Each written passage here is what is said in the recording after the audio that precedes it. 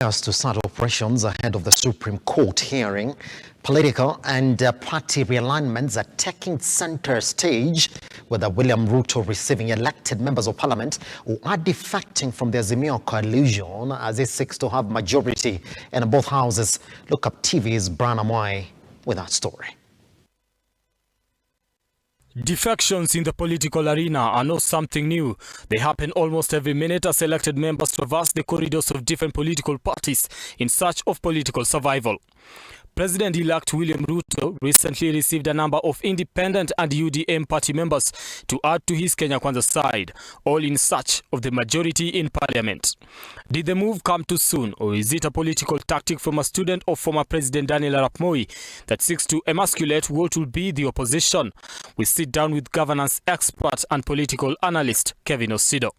And if you look at the numbers, already what we see is that UDA more or less has about 4 members of parliament up higher than Azimio La Umoja One Kenya Alliance.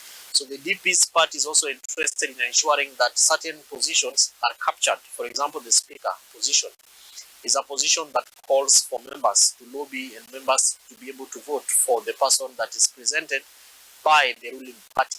And so in this case, it looks like the deputy president is already arming up to also whip up the members of Azimio and maybe to boost his number. Ruto's move has, however, been termed as a disregard of the law by the Azimio running mate Martha Karua, since the UDM party members are linked to Azimio by law following their pre-election agreement.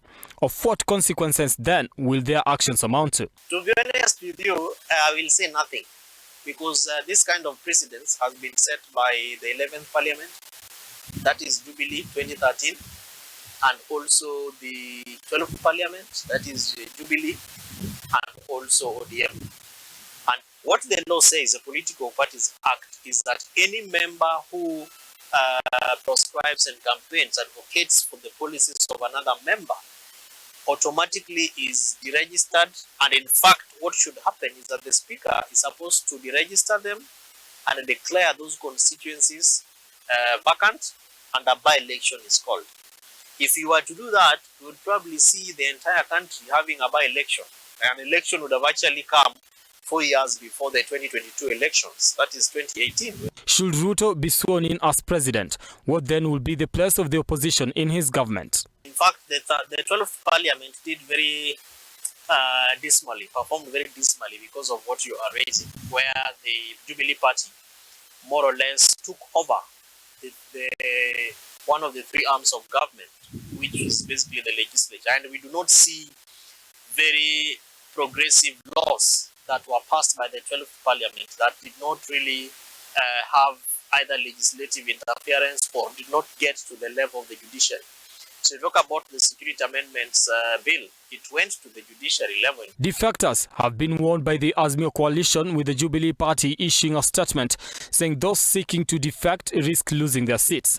But the question remains why they need to align with the government and what happens to those who don't. With Ruto's latest harvest, the president-elect now has a majority in parliament against Azimio. In the Senate, the DP controls the majority against Azimio. The worry on whether there will be substantive debates in parliament if a government has majority in both houses is a subject of debate. But based on history of the previous parliaments, there is fear that a weak opposition and a government that has a majority in both houses would mean laws that might be in favor of the government and subjective to the people will pass without much question, giving the government a ride in the park. The speakers and the leadership of the assemblies also need to help Kenyans, because if we do not have people following the law, or we have this enhanced mechanism of impunity within the legislature or parliament, then even the quality of the laws that are passed are going to be compromised. The move to have majority in parliament, both at the national and county level, is however also necessitated by the fear of impeachment motion on the president or the governor. Brian Amwai, Look Up TV, Nairobi.